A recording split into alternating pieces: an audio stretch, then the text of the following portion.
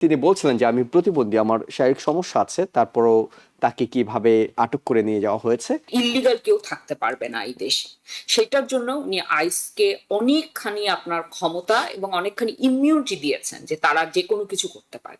আইস যেভাবে তার ক্ষমতা ব্যবহার করে এই ইমিগ্রেন্টদের, ইল্লিগাল ইমিগ্রেন্ট, এবং এখানে এই তারা তাদের ধরপাকড়ের মধ্যে কিন্তু অনেক মানুষ আছে যারা লিগাল ইমিগ্রেন্ট, এমনকি নাগরিক, তাদেরকেও ধরা হচ্ছে। একটি ছেলে, সে আমেরিকার নাগরিক, তার বাবাকে যখন ধরতে এসছে, তার বাবা আনডকুমেন্টেড, তখন তাকেও ধরে নিয়ে যায় এবং তার তার ফোনটি আইস কেড়ে নেয়।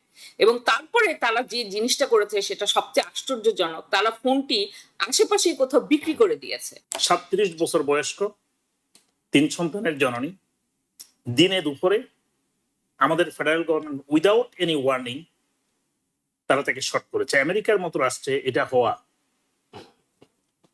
চিন্তার বাইরে অনেকটা। প্রফেসর ডক্টর মেহনাজ মোমেন, দেশের খবর দিয়ে একটু শুরু করতে চাই। মিনিয়াপোলিসে যেটি ঘটছে, অর্থাৎ আইস বিরোধী যে বিক্ষোভ ঘটছে, এবং সেখানে সবশেষ আমাদের কমিউনিটি অর্থাৎ বাংলাদেশ কমিউনিটিরও একজন জড়িয়ে পড়েছেন ঘটনাক্রমে, আলিয়া রহমান। তাকে কিভাবে গাড়ি থেকে বের করে আনা হয়েছে সে ভিডিও এর মধ্যে ভাইরাল হয়েছে, এবং তিনি বলছিলেন যে আমি প্রতিবন্ধী, আমার শারীরিক সমস্যা আছে, তারপরও তাকে কিভাবে আটক করে নিয়ে যাওয়া হয়েছে। পরবর্তীতে তিনি অবশ্যই নিউজউইককে জানিয়েছেন যে পুরো ঘটনাটা তার জীবনের জন্য সবচেয়ে একটা দুঃসহ ঘটনা। আমি বাংলাদেশি কমিউনিটির কথা বাদ রেখেও যদি পুরো মিনিয়াপোলিসের ঘটনাটা আলোচনায় আনতে চাই, সেটি হলো যে এটি কি হওয়ার কথা ছিল, নাকি একটু বেশি কিছু ঘটছে সেখানে? একটু বেশি না, অনেক বেশি কিছু ঘটছে। এর মধ্যে এখন অনেকগুলো জিনিস আছে। একটা হচ্ছে আমাদের দেখতে হবে, যেটা ট্রাম্প ক্ষমতায় এবার দ্বিতীয়বার ক্ষমতা গ্রহণ করার আগে উনি একটা ওনার নির্বাচনী আপনার এই একটা প্রতিশ্রুতি ছিল যে ইল্লিগাল কেউ থাকতে পারবে না এই দেশে। সেটার জন্য উনি আইসকে অনেকখানি আপনার ক্ষমতা এবং অনেকখানি ইমিউনিটি দিয়েছেন যে তারা যেকোনো কিছু করতে পারে। কিন্তু এখানে আরেকটা জিনিস খুব ইম্পর্টেন্ট, যে আমেরিকায় আমরা দেখি যখন রাষ্ট্র পরিচালনা হয় তখন ফেডারেল গভর্নমেন্টের অবশ্যই অনেক ক্ষমতা আছে, কিন্তু সেখানে কিন্তু একটা সমতা বিরাজ করে যে স্টেট গভর্নমেন্ট লোকাল গভর্নমেন্টের সাথে। কিন্তু এবার আমরা দেখছি ইমিগ্রেশনের ক্ষেত্রে এবং অন্যান্য ক্ষেত্রেও ফেডারেল গভর্নমেন্ট তাদের যারা এমপ্লয়ি তাদেরকে এমন ভাবে ক্ষমতা দিয়েছেন যেটা একেবারেই আপনার স্টেট এবং লোকাল গভর্নমেন্টের ক্ষমতাকে একেবারে নস্যাৎ করে দেয়। তো এটা কিন্তু আপনার আমেরিকার যে আপনার একটা ফিলসফি আছে, যেভাবে করে আপনার পাওয়ারের ব্যালেন্স রক্ষা করা হয়, সেটার অনেকটা পরিপন্থী। 2 নম্বর কথা হচ্ছে আইস যেভাবে তার ক্ষমতা ব্যবহার করে এই ইমিগ্রেন্টদের, ইল্লিগাল ইমিগ্রেন্ট, এবং এখানে এই তারা তাদের ধরপাকড়ের মধ্যে কিন্তু অনেক মানুষ আছে যারা লিগাল ইমিগ্রেন্ট, এমনকি নাগরিক, তাদেরকেও ধরা হচ্ছে। তো আমরা দেখছি দেশ জুড়ে বিভিন্ন আপনার শহরে তারা বলছে যে আমরা আইস যেভাবে করে তাদের আগ্রাসন চালাচ্ছে, এতে আপনার দেশের যে এটা একটা সিভিল সোসাইটি, হ্যাঁ, সেই সিভিল সমাজ আপনার একেবারে মানে কি বলবো, মানে একটা আপনার এগিয়ে যেতে পারছে না, এবং এটার সাথে সাথে ইকোনমিতে অনেক প্রভাব বিস্তার করছে। এই জন্য আমরা দেখছি যে বিভিন্ন জায়গায়, বিভিন্ন শহরে মানুষ এসে আইসকে বলছে যে না, এভাবে করে তোমরা কাজ করতে পারবে না। তো এখন এখানে কিন্তু আমেরিকারও একটা অন্য একটা পলিটিক্যাল ট্র্যাডিশন আছে, যেখানে আপনার মানুষ তার নাগরিক অধিকার নিয়ে সোচ্চার, এবং যেখানে আপনার অনেক কিছু গভর্নমেন্ট যে জিনিসটা করছে, যেখানে মানুষ যদি সেটাতে সন্তুষ্ট না হয় সেটার বিরুদ্ধে কিন্তু কথা বলার স্বাধীনতা আছে। কাজে এইসব দিক থেকে দেখতে গেলে প্রতিবাদগুলো আমি বলবো যে কোনো মানে এরকম প্রতিবাদ আপনার যদি পিছন দিকে তাকান, ভিয়েতনাম যুদ্ধের বিরুদ্ধে, ইরাক যুদ্ধের বিরুদ্ধে, অনেক কিছু, ওগুলো তো আপনার যুদ্ধে যে করতে যাবে ওগুলো তো আপনার কংগ্রেস থেকে পাশ করে আপনার বিধিবদ্ধভাবে যাচ্ছে, কিন্তু মানুষ তার প্রতিবাদে রাস্তায় নেমেছে। কাজে ওই হিসেবে চিন্তা করলে আইসের বিরুদ্ধে যে প্রতিবাদ, সেটা আমি বলবো না যে কোনো পলিটিক্যাল ট্র্যাডিশন বা নর্ম ভঙ্গ করা হচ্ছে। কিন্তু আমরা ফেডারেল গভর্নমেন্টকে আমরা যে পরিমাণে ক্ষমতা ব্যবহার করতে দেখছি, এটা শুধু নাগরিক অধিকার না, এই যে একটা আমরা সবসময় একটা সমতা দেখি যে স্টেট গভর্নমেন্টের, লোকাল গভর্নমেন্টের, ফেডারেল গভর্নমেন্ট কে কোথায় ক্ষমতা, কতখানি ক্ষমতা করবে, একটা সমঝোতার মধ্যে দিয়ে আসে, এই জিনিসটাকে কিন্তু একদম আপনার নষ্ট করে দিচ্ছে। হ্যাঁ, কিন্তু এটির মাধ্যমে প্রেসিডেন্ট ট্রাম্প আসলে কি বার্তা দিতে চাইছেন? কারণ আমরা তো দেখছি যে ইলিগাল ইমিগ্রেন্টদের ব্যাপারে অভিযান শুরু করার কথা, কিন্তু সেখানে নাগরিকরা নানাভাবে দুর্ভোগের শিকার হচ্ছেন, নাগরিকরা আটক হচ্ছেন। এটির মাধ্যমে কি মানে প্রোটেস্টের জায়গাটা বন্ধ করতে চাইছেন তিনি? হ্যাঁ, শুধু প্রোটেস্ট না, এখানে মানে বলতে চাচ্ছেন যে ফেডারেল গভর্নমেন্ট, এটা তো শুধু ট্রাম্প না, জেডি ভ্যান্স, তারপর আরো অনেকে এসে বলছেন যে হ্যাঁ, আইসের যে ক্ষমতা সেটা কেউ সেটাকে আপনার রোধ করতে পারবে না, এবং যে রোধ করার চেষ্টা করবে সেই রাষ্ট্রের পরিপন্থী কাজ করবে। হ্যাঁ, এবং এখানে আমরা দেখছি যে like immigrant, non immigrant, illegal immigrant, এদের মধ্যে যে পার্থক্যগুলো, এগুলো কিন্তু একদম ক্ষীণ হয়ে আসছে। আজকে আমি পড়ছিলাম হিউস্টনে একটি ছেলে, সে আমেরিকান নাগরিক, তার বাবাকে যখন ধরতে এসছে, তার বাবা আনডকুমেন্টেড, তখন তাকেও ধরে নিয়ে যায় এবং তার ফোনটি আইস কেড়ে নেয়। এবং তারপরে তারা যে জিনিসটা করেছে সেটা সবচেয়ে আশ্চর্যজনক, তারা ফোনটি আশেপাশে কোথাও বিক্রি করে দিয়েছে। ফোন তো ট্র্যাক করা যায়, হ্যাঁ, এবং সেভাবে সে ট্র্যাক করে এটার খবর পেয়েছে, হ্যাঁ? এবং তাকে কিন্তু যথেষ্ট পরিমাণে আহত করেছে, সে হাসপাতালে যেতে হয়েছে। সে কিন্তু এই দেশে জন্মেছে, সে এই দেশের নাগরিক। কাজে এই যে আমরা যেটা ট্রাম্প যে প্রতিশ্রুতি দিয়েছিলেন যে ইল্লিগাল মানুষদেরকে থাকতে দিবেন না, সেই প্রতিশ্রুতি কিন্তু উনি শুধু ইল্লিগাল না, উনি সবার বিরুদ্ধেই করছেন। এবং এই এই জিনিসটা ওনার বারবার বলছে যে এই দেশে কারা থাকতে পারবে, কাদের নাগরিক অধিকার থাকবে, কাদের থাকবে না। এবং এটা একদিক থেকে ধরেন অনেকটা রেশিয়াল আন্ডারটোন দিয়ে শুরু হয়েছে, কিন্তু এখন শুধু রেশিয়াল না, যার পলিটিক্যাল আইডিওলজিও যা ডিফারেন্ট, তাকেও আপনার শত্রু বলা হচ্ছে। যেমন এই যে রেনে গুড, যে মিনিয়াপলিসে যে মহিলাকে মারা হলো, তাকেও বলা হচ্ছে যে মানে এটা তো আপনার স্টিফেন মিলার এবং জেডি ভ্যান্স তারা বলেছেন যে এটা মানে এই মৃত্যুই উনি ডিজার্ভ করে, এবং উনাকে ডোমেস্টিক টেররিস্ট হিসেবে আপনার আখ্যায়িত করা হয়েছে। কাজে এখানে আমি বলবো যে একদিকে হচ্ছে যে ফেডারেল গভর্নমেন্টের ক্ষমতা বৃদ্ধি করা হচ্ছে, 2 নম্বর মানুষের যে আপনার প্রতিবাদ করার যে অধিকার, নাগরিক অধিকার, সেই অধিকারটাকে খর্ব করা হচ্ছে। এই দুটি জিনিস একই সাথে হচ্ছে। জি, করুণ চৌধুরী, একটু আপনার কাছে জানতে চাই, আইস যদি নিয়মতান্ত্রিক ভাবে আইসের কাজ করে, অর্থাৎ আইসের যেটি কাজ ইলিগাল ইমিগ্রেন্টদেরকে ধরা, এবং সরকার যদি তাদেরকে সেই নির্দেশে দিয়ে থাকে, অন্যদিকে নাগরিকরা যদি নিয়মতান্ত্রিক ভাবে তাদের প্রতিবাদের জায়গাটা, তাদের প্রতিবাদ বিক্ষোভগুলো তারা পরিচালনা করে থাকে, তাহলে আসলে এই অরাজক পরিস্থিতি তৈরি হওয়ার পিছনে মূল কারণটা কি? এর পিছনে রাজনৈতিক কোনো কারণ আছে কিনা, কিংবা আপনার কাছে কি মনে হয় যে এই ধরনের আন্দোলন যখন হয় সেটির মাধ্যমে আসলে কি ফল আসতে পারে? আইসের ক্ষমতা কমিয়ে আনা হবে, নাকি আরো আগ্রাসী রূপে আইসকে দেখা যেতে পারে? ধন্যবাদ। প্রথমেই আমি গভীর শোক জানাচ্ছি যে আমেরিকার মতো একটা গণতান্ত্রিক রাষ্ট্রে, যদিও এখন আর কতটুকু গণতান্ত্রিক রাষ্ট্র এটা বলা কঠিন, বেসড অন আমাদের হোয়াইট হাউসের যে আচরণ, ফেডারেল গভর্নমেন্টের যে আচরণ, তাতে করে এই দেশটাকে এখন আর গণতান্ত্রিক রাষ্ট্র বলা যাবে কিনা সে বিষয়ে অনেক আলোচনার দাবি রাখে।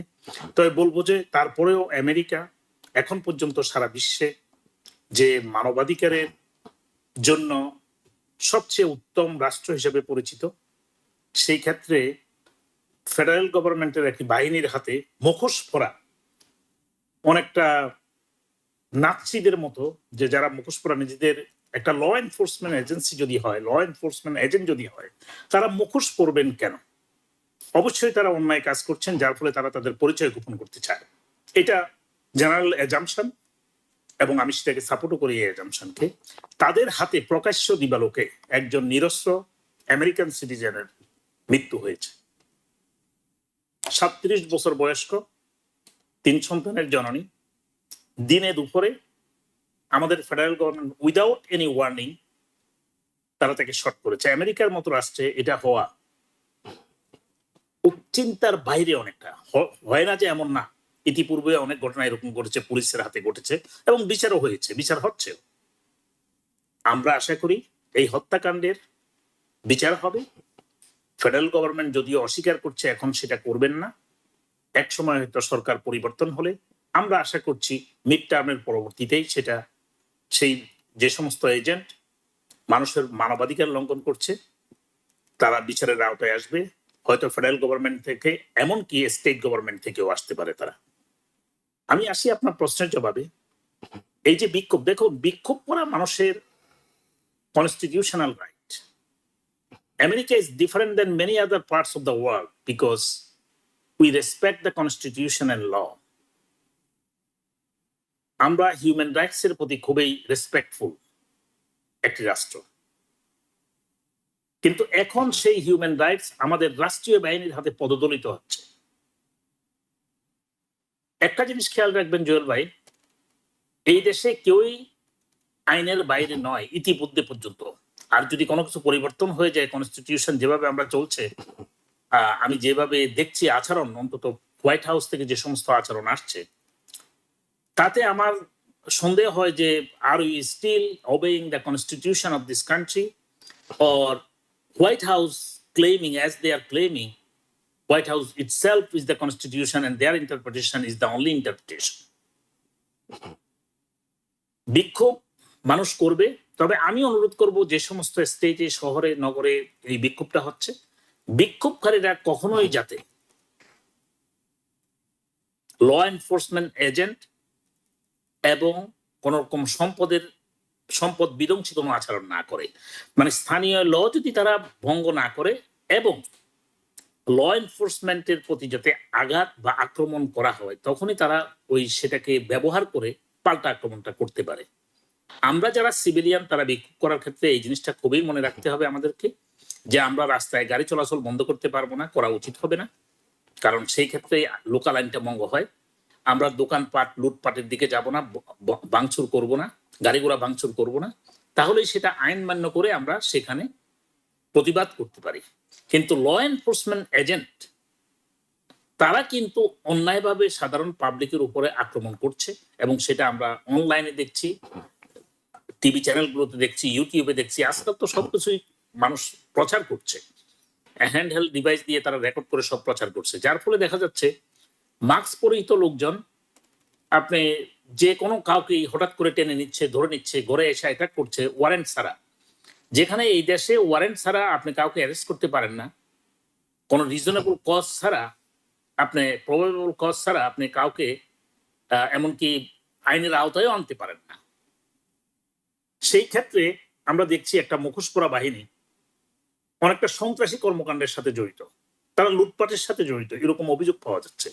তারা হঠাৎ করে কোন রকম কাগজপত্র দেখানো ছাড়া হঠাৎ করে কাউকে তুলে নিচ্ছে, এমনকি ইউএস সিটিজেন তুলে নিচ্ছে। আপনার একটা কথা মনে আছে সম্ভবত 2024 সালে যখন সে নির্বাচনী ম্যানিফেস্টো বলছিল, আমি ডোনাল্ড ট্রাম্পের কথা বলছি, সে বলছিল যে সে ক্রিমিনালদেরকে এদেশ থেকে তাড়াবে। প্রথম অবস্থায় সে কিন্তু বলে নাই আনডকুমেন্টেড এলিয়েনের কথা, সে বলে নাই। আমি একটা জিনিস ক্লিয়ার করতে চাই দর্শকদের জন্য, যে সে বলছিল যে যারা ক্রিমিনাল, থাগস, রেপিস্ট, কিলার, মার্ডারার, যারা এই সমস্ত সন্ত্রাসী কর্মকাণ্ডের সাথে জড়িত এবং কনভিক্টেড, তাদেরকে এদেশ থেকে তারা পাঠিয়ে দেবে। এবং জনগণ সেটা কিন্তু সমর্থন করেই তাকে ভোট দিয়েছে, কোনো অসুবিধা নেই। যারা ক্রিমিনাল তারা আমাদের সমাজে থাকার দরকার নাই, এবং যারা অবৈধভাবে এদেশে আসার পরে লিগ্যাল পথে যায় নাই, না যেয়ে বরং এদেশের সরকারের সাথে সততা করছে, চিট করছে, তাদেরকে পাঠিয়ে দাও, আমাদের কোনো অসুবিধা। তারা অপরাধী না হলেও তাদেরকে পাঠিয়ে দাও যদি তুমি সুযোগ দিতে না চাও। কিন্তু যে সমস্ত লোক বিভিন্ন প্রক্রিয়ায় লিগ্যাল সিস্টেমের ভিতরে এন্টার করেছে, যেমন পলিটিক্যাল অ্যাসাইলাম চেয়েছে, বিয়ে করেছে, বা তার লিগ্যাল একটা ব্যবসা বাণিজ্য দিয়ে সে এখন লিগ্যাল হয়ে গেছে, তার যদি পার্মানেন্ট রেসিডেন্সি এবং লিগ্যাল স্ট্যাটাস থাকে, they should not step into their business. এটা সে আগে বলে নাই, কিন্তু সে যখন এনফোর্স করছে, তখন বিশেষ দেশকে, সোমালিয়াকে আঘাত করা হচ্ছে স্পেসিফিক ভাবে, ভেনেজুয়েলাকে আঘাত করা হচ্ছে। কিসের জন্য আমরা সবাই জানি, ভেনেজুয়েলানদেরকে আঘাত করা হচ্ছে। কলম্বিয়া এবং সেন্ট্রাল আমেরিকা এবং দক্ষিণ আমেরিকার দেশগুলোকে বিভিন্নভাবে অ্যাটাক করে আমাদের অ্যাগোনাইজ করা হচ্ছে। আরেকটা জিনিস দেখুন, এইটা আমি মনে করি আপনার প্রশ্নের শেষ অংশের জবাবটা কি হতে যাচ্ছে, কি হবে, আমি মনে করি ট্রাম্প সাহেব ইতিমধ্যেই বুঝে ফেলছেন 2026 সালের যে মিড টার্ম, তাতে করে তার দলের পরাজয়, ভরাডুবি নিশ্চিত অনেকটা। ইতিমধ্যে আপনারা দেখেছেন কয়েকটা স্টেটের যে সমস্ত লোকাল নির্বাচনগুলো হয়েছে, রেড স্টেট, সেখানে কিন্তু ভোটাররা একটা বড় ধরনের ইঙ্গিত দিয়ে দিয়েছে। এবং ট্রাম্পের অদ্যাবধি যে পর্যন্ত যে সমস্ত অ্যান্টি আমেরিকান ভ্যালু যেগুলো সে এনফোর্স করেছে, অ্যান্টি আমেরিকান যে সমস্ত সিদ্ধান্ত নিয়েছে, ট্যারিফ বলুন, ইমিগ্রেশন বলুন, এবং ফরেন পলিসি বলুন, ডোমেস্টিক নীতি বলুন, সব ক্ষেত্রেই এদেশের নাগরিকরা তারা কিন্তু খুব ক্লোজলি অবজার্ভ করছে, এবং তারা ভোটের ব্যালটের মধ্য দিয়ে তার জবাব দেবে বলে ট্রাম্প নিজেও বুঝে গেছেন। ইতিমধ্যে বিভিন্ন পোল যে জরিপগুলো হয়েছে, তাতে করে পরিষ্কার বোঝা যাচ্ছে 2026 সালের নভেম্বরে যে মিড টার্ম ইলেকশন হবে, সেখানে ট্রাম্প এবং তার দলের পূর্ণ ভরাডুবি হবে।